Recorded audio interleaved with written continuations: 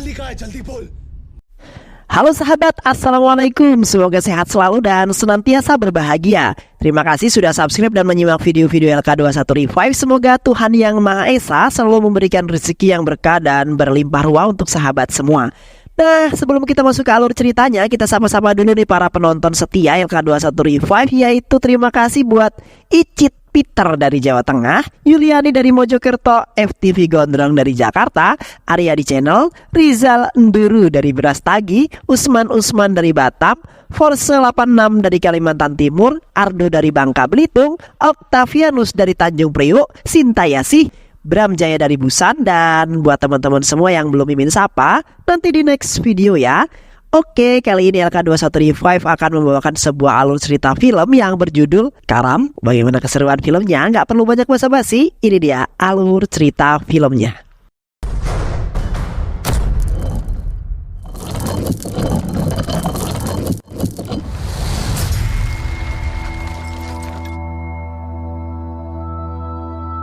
Cerita dimulai dengan cerita sepasang seorang kekasih yang sedang bermesraan pada saat itu. Dan wanita itu sangat mencintai kekasihnya, meskipun dia tahu bahwa kekasihnya tersebut adalah seorang pembunuh bayaran. Namun dengan demikian, ia sangat yakin jika dengan dirinya, naluri pembunuh John akan luntur dengan seketika. Namun kemampuan John dalam membunuh tidak mampu diragukan lagi. Sudah berkali-kali ia dibayar untuk membunuh seseorang, dan semua tugas mampu ia selesaikan dengan sangat baik. Di suatu hari, pasukan John dan semua anggotanya sedang menikmati sebuah liburan sejenak di sebuah pinggir laut. Bos dari kelompok itu sedang melakukan hobinya, yaitu memancing. John dan bosnya memiliki sebuah hubungan yang sangat baik. Bahkan, John sudah dianggap sebagai keluarganya sendiri karena perannya yang sangat berpengaruh pada kelompok itu. Bosnya selalu percaya pada John ketika mereka akan melakukan sebuah pembunuhan terhadap orang-orang penting yang akan menjadi targetnya. Di sana mereka sambil berbincang tentang tanah seluas 500 meter yang ingin mereka kuasai. Mereka berencana untuk menguasai tanah tersebut, namun tiba-tiba ada satu anak buahnya yang datang dan mengganggunya dengan berbagai pertanyaan yang membuatnya sangat risih. Karena bosnya itu merasa terganggu, tanpa pikir panjang, kemudian dia membunuh orang tersebut. John adalah anak buah kesayangan dari bosnya tersebut. Keesokan harinya, John bersama anggotanya yang lain menuju ke sebuah tempat. Mereka telah diperintah oleh bosnya untuk membunuh seseorang. Mereka langsung menuju ke sebuah hotel, di mana di hotel itu mereka dapat mengincar target dengan sangat leluasa. Mereka mencoba untuk membobol salah satu kamar di hotel tersebut, namun aksi mereka hampir diketahui oleh dua orang wanita yang ada di hotel itu.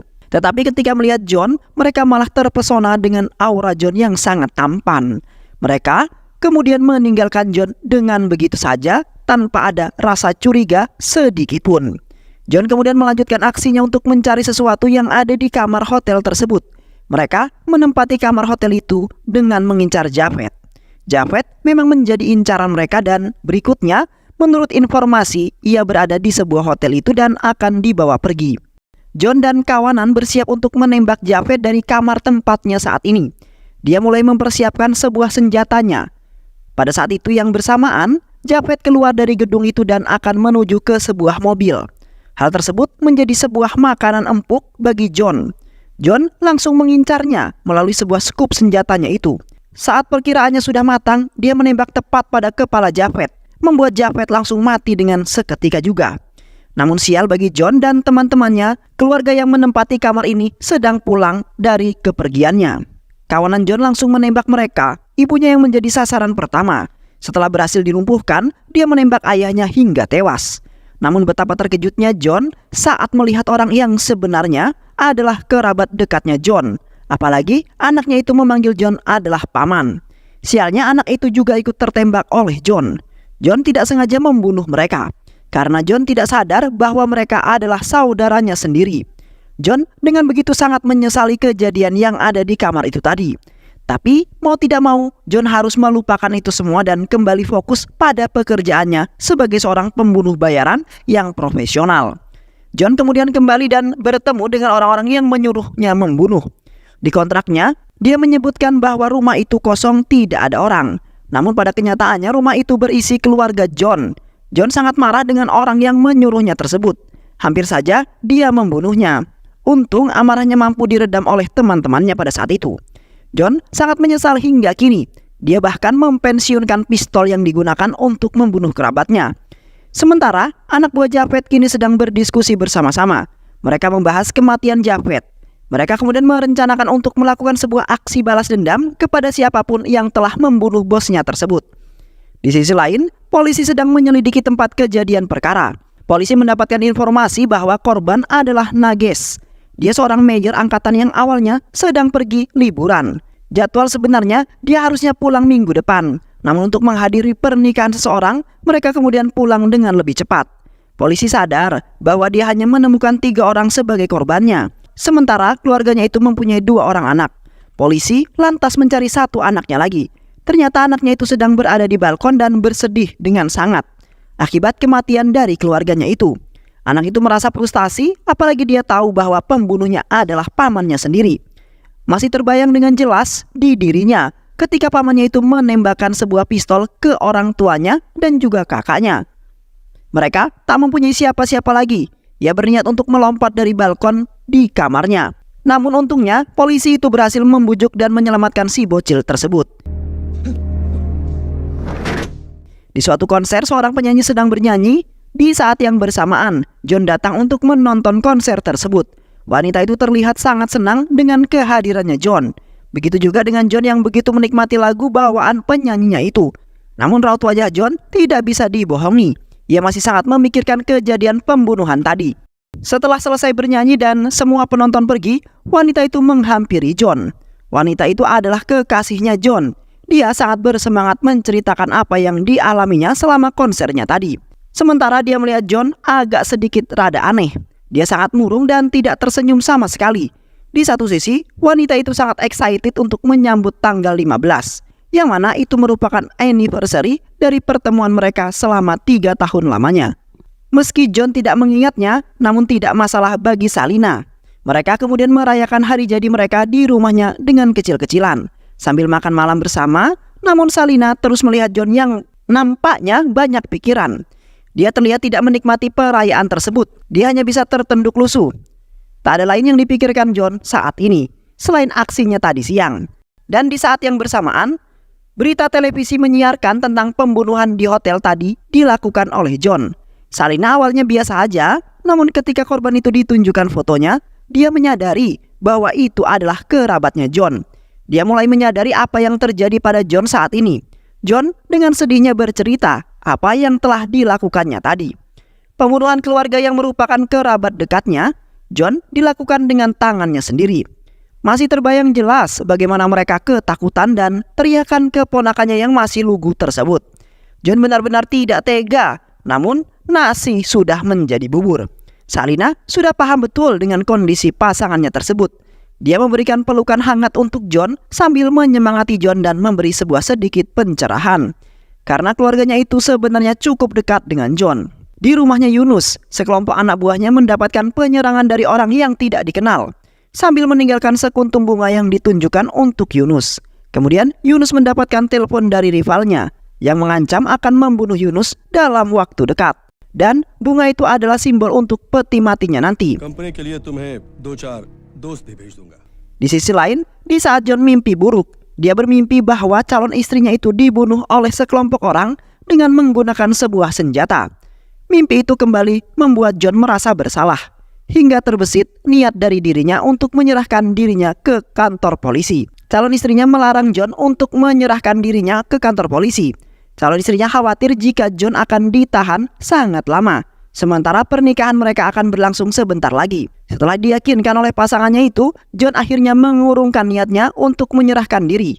Tak lama, ada anak buah yang memanggil John dan mengatakan bahwa John dicari oleh bosnya. John kemudian pamit dengan kekasihnya untuk menemui bosnya tersebut. Dengan sedikit rayuan, dia berhasil mendapatkan sebuah izin. John kemudian pergi menemui bosnya itu. Dia mendapatkan pekerjaan untuk membunuh 5 orang penting termasuk Yunus. Namun John menolak tawaran tersebut. Bosnya seketika berubah raut wajahnya. Dia menanyakan alasannya dan John mengatakan dia sama istrinya akan pergi keluar kota. Bosnya terus membujuk John dan meyakinkan dirinya untuk menjalani pekerjaan ini dengan nada yang sangat marah. Menurutnya, anak buahnya terbaik satu-satunya adalah John. Maka dari itu, dia akan merasa sangat kehilangan jika John akan pergi dari dirinya. Akhirnya, John menerima tawaran tersebut untuk terakhir kalinya. Membunuh Yunus bukanlah sesuatu yang mudah. Apalagi, Yunus adalah bos besar yang kemanapun dia pergi, selalu diikuti oleh banyak penjaga. John kemudian pulang ke rumahnya dan mendapati surat ancaman. Dia langsung bersiap mengambil sebuah pisau dan mengecek ke setiap sudut rumah. Namun tak ditemukan seorang pun di dalamnya. Tak lama dia mendapatkan sebuah telepon dari bosnya. Salina saat ini berada di tangan bosnya, di mana bosnya tersebut telah menculik Salina. Bosnya itu kemudian memberikan kesempatan bagi John untuk berbincang dengan Salina. Waktu yang diberikan pun cukup sebentar. John sangat menyayangi Salina. Bosnya akan membebaskan Salina jika John menuruti permintaannya tersebut. John kemudian menerima kontrak yang menjelaskan tentang targetnya saat ini. Dia kemudian memahaminya dan menyiapkan senjata untuk melakukan aksinya ini masih bimbang di hati John. Untuk menjalankan pekerjaannya ini, apalagi semenjak dia membunuh keponakannya itu, dia sudah berjanji untuk tidak membunuh seorang pun lagi. Namun, kali ini yang menjadi sebuah taruhannya adalah Salina. Keesokan harinya John mendatangi bangunan setengah jadi itu dengan menyelinap bersembunyi-sembunyi, membunuh satu persatu penjaga yang ada di sana. John seperti asasin yang pandai membunuh dalam sebuah keheningan. Hingga pada saat ini, keberadaannya pun belum diketahui oleh siapapun. Reaksinya yang cepat selalu berhasil mengalahkan semua penjaga yang ada di sana. Ternyata, penyerangan itu dilakukan oleh John untuk menyelamatkan Salina. Dia berusaha untuk menyelamatkan kekasihnya tanpa menuruti permintaan dari bosnya. Namun tetap saja usaha itu nihil bagi John. Sebab Salina yang disembunyikan itu akan mati dengan begitu saja jika dia membunuh semua anak buahnya. Sementara kepolisian masih mencari pelaku pembunuhan itu dengan melakukan gambaran mengenai fisik dari sang pelaku. Mau tak mau, John harus menerima tawaran untuk membunuh Yunus agar kekasihnya itu diselamatkan. Sesuai dengan yang dikatakan sebelumnya, Yunus adalah seorang yang kaya raya. Mobilnya dilengkapi dengan fitur anti peluru dan penjaganya bukanlah main-main. Hampir semua penjaganya merupakan seorang anggota kepolisian. Tak hanya latar belakang penjaganya juga sangat banyak. Apalagi dia memiliki kedekatan dengan pemerintahan, membuatnya semakin terkenal dan sulit untuk dibunuh. Keesokan harinya, John mulai melakukan aksinya. Dia mengincar seseorang yang sedang dijaga oleh banyak penjaga. Saat sudah diincar dengan matang, namun dia tiba-tiba tidak jadi menembaknya karena terbayang keponakannya yang ia tembak saat di sebuah hotel. Sebenarnya itu adalah kesempatan yang sangat bagus bagi John untuk menyelesaikan tugasnya tersebut. Namun momen itu dilewatkan dengan begitu saja. Keesokan harinya, dia mendapatkan paket potongan jari dari bosnya.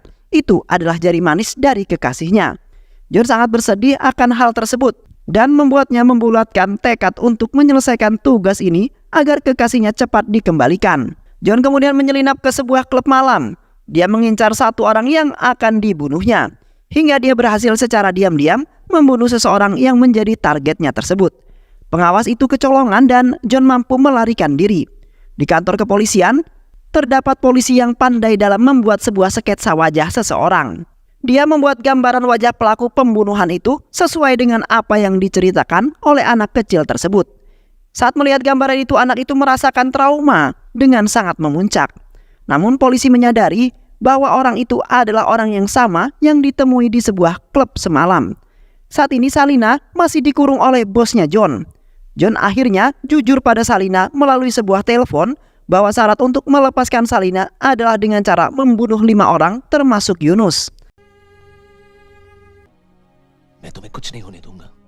Polisi saat ini sudah membaca pergerakan John. Dia sudah mengidentifikasi siapa saja target selanjutnya dari si John ini. Dan polisi juga sudah menyuruh mereka untuk waspada dan dilarang berkeliaran sementara waktu. Yunus yang menjadi targetnya John selanjutnya dikawal dengan sangat ketat, membuat mereka mengurungkan aksinya itu untuk saat ini. Namun waktu semakin sempit bagi John mengetahui alasan sebenarnya dirinya dikurung. Salina mencoba untuk kabur. Penjaga Salina kemudian menelpon John dan mengancam John akan menyakiti Salina jika kekasihnya itu tetap memberontak. Salina kemudian berbicara dengan John. Dia sangat sedih dan mengucapkan selamat ulang tahun untuk si John. Namun untuk saat ini mereka tidak bisa berpelukan. Mereka sama-sama menahan kesedihannya. atas apa yang telah direncanakannya selama ini. Mereka takut jika mereka tidak akan pernah bersama lagi. Namun John selalu meyakinkan kekasihnya itu bahwa dia akan segera membawa Salina pergi. Namun Salina merasa bersalah karena dia merasa John kembali menjadi pembunuh karena dirinya. Salina ingin John menghentikan itu semua.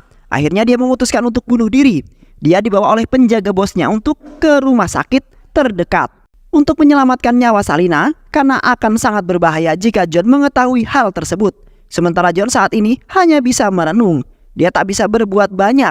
Keesokan harinya John melakukan kembali tugasnya itu. Namun kali ini John sedang diincar oleh pihak kepolisian.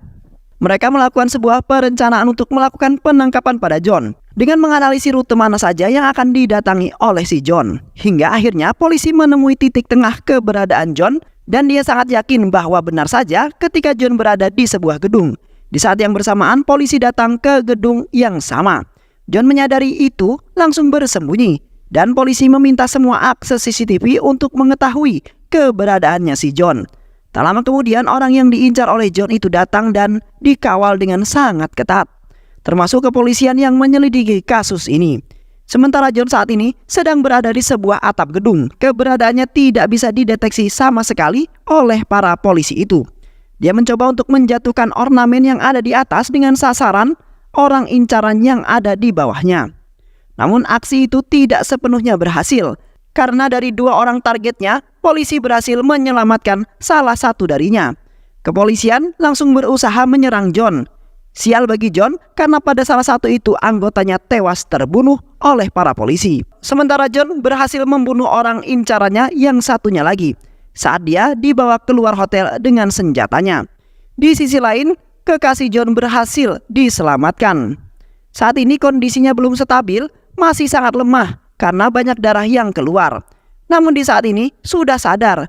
Dia mencoba untuk melarikan diri. Dia melepaskan infus itu dan berniat untuk keluar dari sana. Di saat di pintu keluar, dia menabrak polisi yang menangani kasusnya John.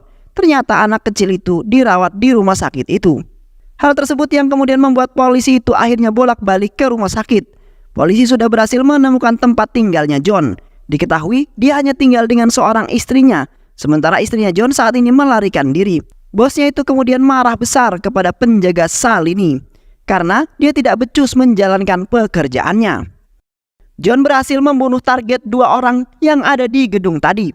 Dia kemudian menelpon bosnya dan ingin berbicara pada Salini. Di saat yang bersamaan, Salini berusaha menelpon John dan kemudian dia memberikan sebuah kabar kepada John bahwa dia berhasil kabur dari penjagaan mereka. Dia sekarang sedang berada di dekat Bank India. Mengetahui hal tersebut, John langsung mencoba untuk menghampiri Salini di tempatnya berada. Tak lama John datang dan Salini merasa sangat bahagia. Namun saat akan menyeberang, Salini dibawa oleh anak buah bosnya itu lagi.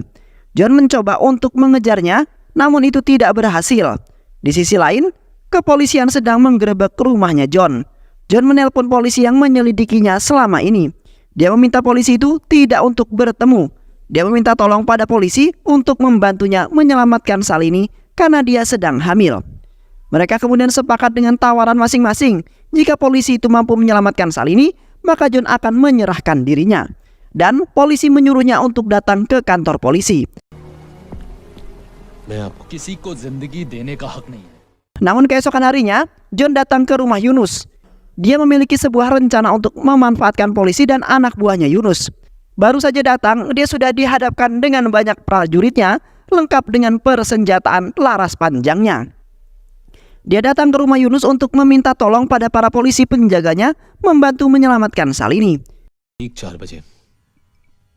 Sementara di sisi lain, polisi saat ini sedang berupaya membebaskan Salini dan berhasil membawa Salini pergi. Di mana di saat yang bersamaan, datang polisi yang disuruh John untuk menjemput Salini. Ternyata polisi itu adalah anak buah Yunus yang telah terikat perjanjian dengan John untuk membawa Salini. Namun John berkhianat dengan perjanjian tersebut. Dia membawa pergi dan menghajar semua anak buah Yunus. Dia pergi melarikan diri. Namun John dikejar oleh mereka meskipun John hanya sendirian. Namun kehebatan John dalam membunuh tak perlu diragukan lagi. Tapi bos John datang dan hampir membunuhnya dengan menggunakan sebuah pedang. Untungnya John mampu menghindari semua serangan tersebut. Meskipun John sempat terkena sebuah sabetan pedang itu, dan tubuhnya terjadi sebuah luka-luka. Dia kemudian berhasil memberikan perlawanan pada bosnya tersebut, hingga akhirnya dia berhasil membunuh bosnya itu. Namun John ditembak polisi yang datang, kemudian membuat John tergeletak lemas dan tak sadarkan diri. Salina sangat sedih dan benar-benar merasa kehilangan sosok seorang John. Saat ini Salini menjalankan hidupnya tanpa John, dan dia telah melahirkan seorang putra dan merawat anak kecil keponakan John tersebut. Dan film pun selesai. Baik sahabat, itulah alur cerita film yang berjudul Karam. Mudah-mudahan sahabat semua terhibur dengan alur cerita film ini. Sehat selalu. Wassalamualaikum warahmatullahi wabarakatuh.